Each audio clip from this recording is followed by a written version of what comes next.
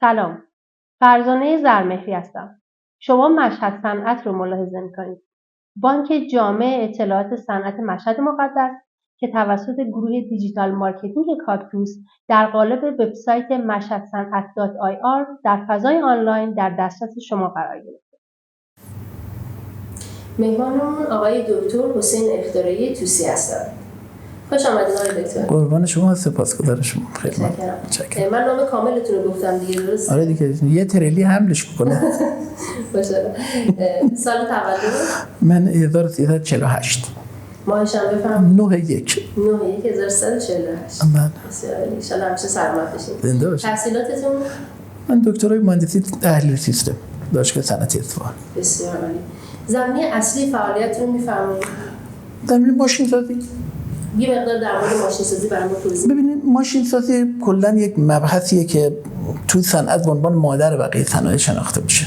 حالا شرکت ما که از قدیم کار من بیشتر ماشینای خط تولید بوده دیگه، انواع خط تولید میکردن.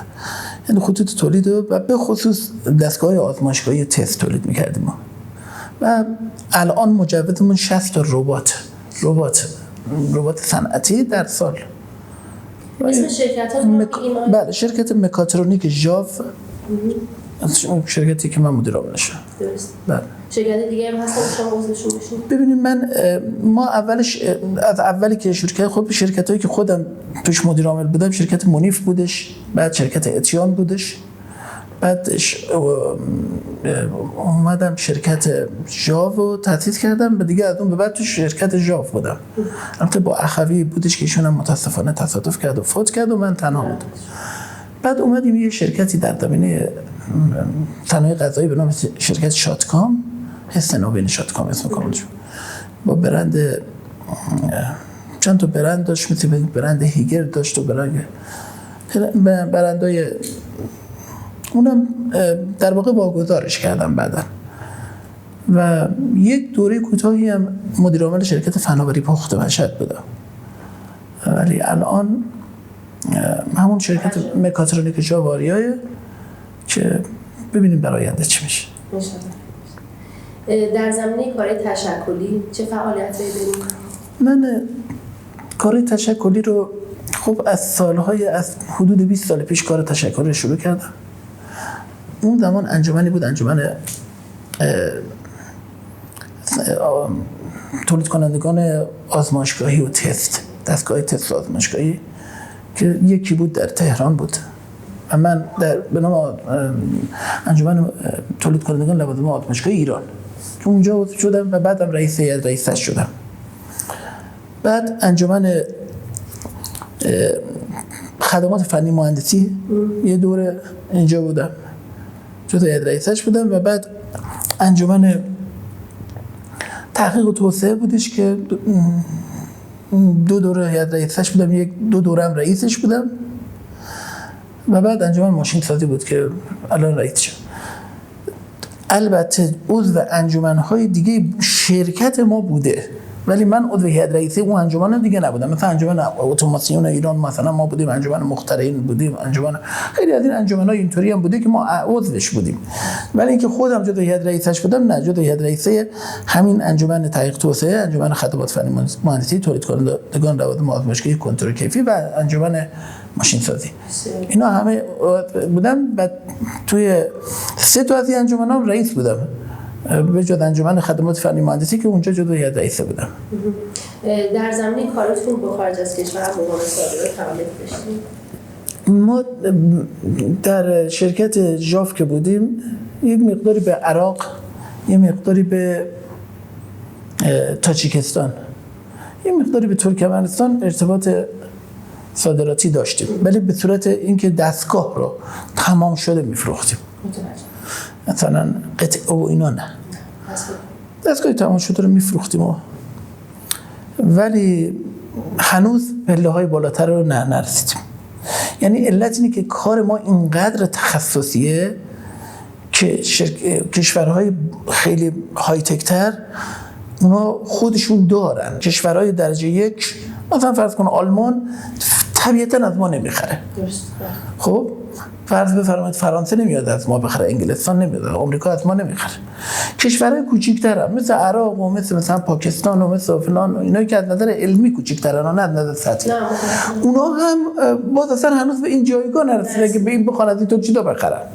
برای همین فروش تخصص ما خیلی سخته در خارج ایران فعلا.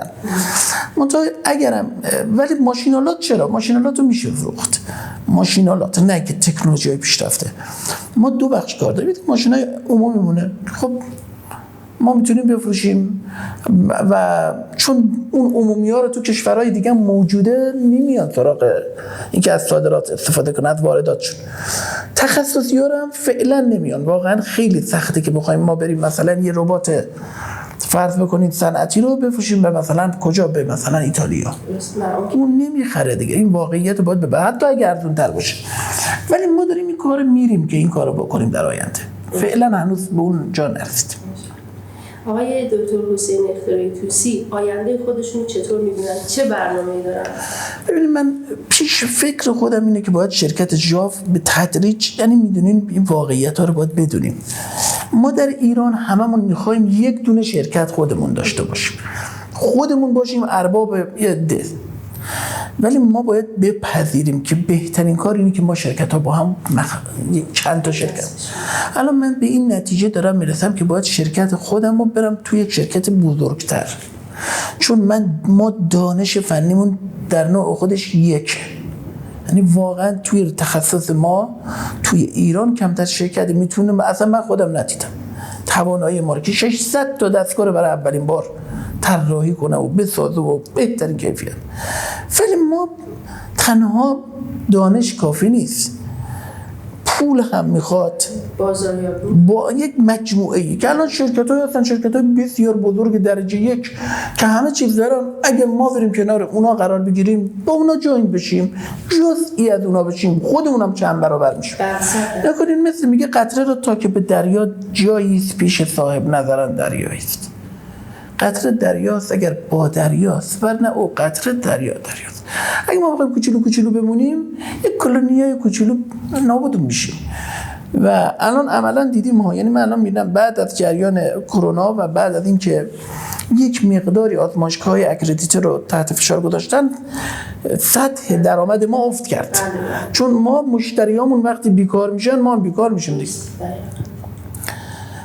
این که ما باید بریم، من به دنبال این هستم و این کارو خواهم کرد که با یک شرکت بزرگتر بریم و جوین بشیم و به اصطلاح ما قسمتی از کارهای ماشین‌سازی اون شرکت رو انجام بدیم، از برند بزرگتری استفاده کنیم برای رشد خودمون.